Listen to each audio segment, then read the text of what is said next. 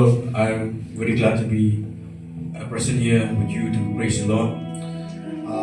सर्वप्रथम हामी परमेश्वरलाई धन्यवाद दिन्छौँ कि परमेश्वरले यस ठाउँमा ल्याउनु भयो अनि तपाईँको अगाडि केही बोल्ने मौका दिनुभयो। This is a great opportunity for us that God has given us. We have seen that in many places,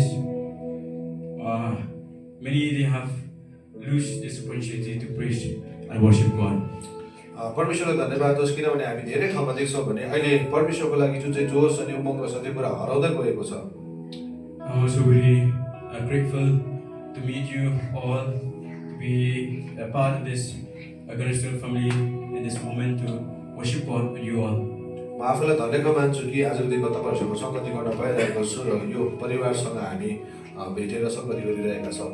I don't have much to say, but only a thankful word to you all, the believers in this church, and also I'm very thankful for Pastor, his family, that he have received us, welcome us, and provide all the things that we need for this past 2 days that we have stayed in this place.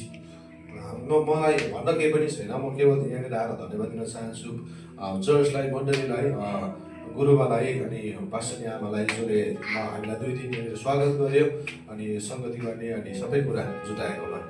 God will bless you more, Pastor, and your family, and also your son. तपाईको परमेश्वरले तपाईको परिवारमा र श्रीमतीमा नानीमा परमेश्वरले आशीष दिएको होस्। One of the things I would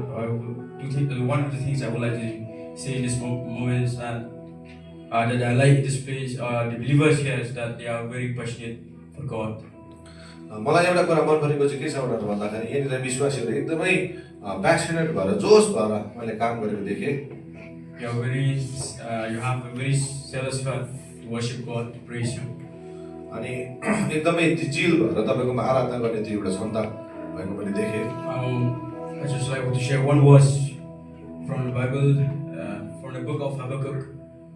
हबक्कुकको पुस्तकबाट म एउटा कुरा भन्न चाहन्छु। To encourage you to from the last chapter of the book of Habakkuk, he said that even though there is no fruit in the fig tree, even though there is no fruit in my field, even though there is no animals in my shed, I will always praise God.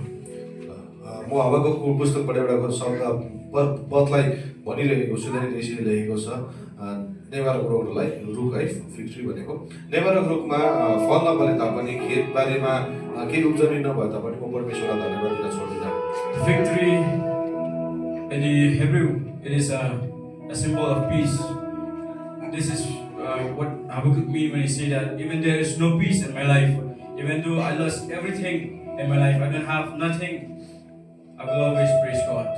हिब्रूको पुस्तक अनुसार नेवारको रुख भनेको चाहिँ शान्तिको कुराहरू हो अनि यो हबक्कुकले के भन्न खोजिरहेको छ यहाँनिर भन्दाखेरि मेरो जीवनमा शान्ति छैन भने पनि म परमेश्वरलाई धन्यवाद दिन छोड्दिनँ।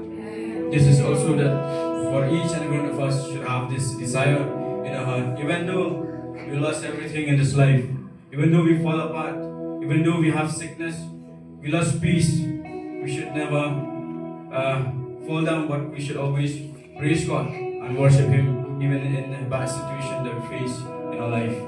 हाम्रो जीवनमा जे नभए तापनि बिमारी आए तापनि हाम्रो जीवनमा अप्ठ्यारो कुराहरू आए तापनि अनि म तपाईलाई एउटै कुरालाई उत्साह दिन चाहन्छु कि हामीले परमेश्वरलाई धन्यवाद दिन अनि उहाँलाई आराधना गर्न कहिले पनि छोड्नु हुँदैन। This is only a short what I would like to give you. I hope that this will encourage you and make you have the desire to praise God more and more in your future in the daily life.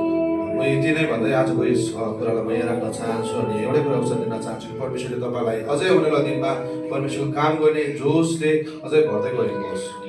For the glory of God, amen. परमेश्वरलाई महिमा भएको होस्। हालेलुया।